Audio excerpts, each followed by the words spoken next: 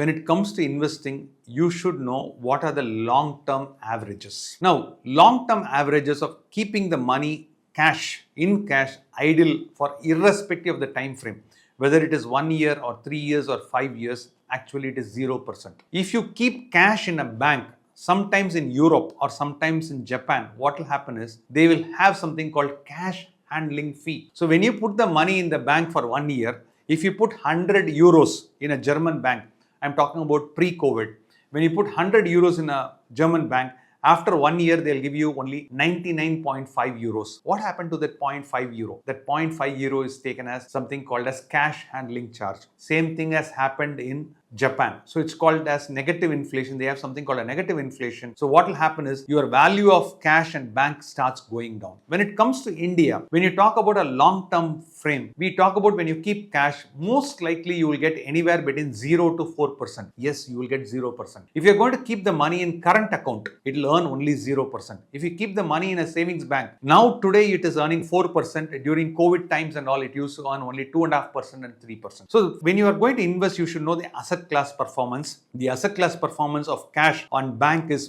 very, very low. The second important thing where the asset class performance which is giving you lowest return is called endowment policies. Any insurance policy that you have invested, that especially in endowment policy, most likely you will make anywhere between 5 to 6%, not more than that. So during an young age, don't buy the endowment policy, but we recommend the same policy during later point in time. Beyond 50, yes, you can invest in insurance, but don't invest in insurance at a younger age because it eats away your capital, it eats away your savings, but it doesn't generate more than 6%. Similarly, if you invest in fixed deposit, the last, let's say, 20 years or 15 years averages, you get only 7.2%, not more than 7.2%, and that is also taxable. So when you want to invest in assets, you should know the long-term performance. Similarly, whereas inflation, if you talk about India's inflation, we were talking about 6%, 8%, and 10%. On an average, I would say, for a person who is living in a tier 1 city, the average inflation is about 8%. Similarly, but if you invest in gold, those people who have invested in gold regularly over last 10 years, they got closer to double-digit returns. Yes, the gold has had a dream run because of 2 or 3 wars. I'm talking about the war that happened between Ukraine and Russia, which is happening, which will come to a close. Similarly, the war that is happening between Israel and Gaza. And similarly, that happened, I would say that happened, or it's happening in a very, very subtle way between India and Pakistan. What is happening is that as the gold has started giving 10% returns. The best asset class performance that came in the last 10 years, 20 years, or 30 years, or 40 years is equities. So unless you participate in equity, you cannot generate maybe 15%, 17%, 16% returns over long periods of time. Same with real estate. When you buy the right real estate and when you care for it,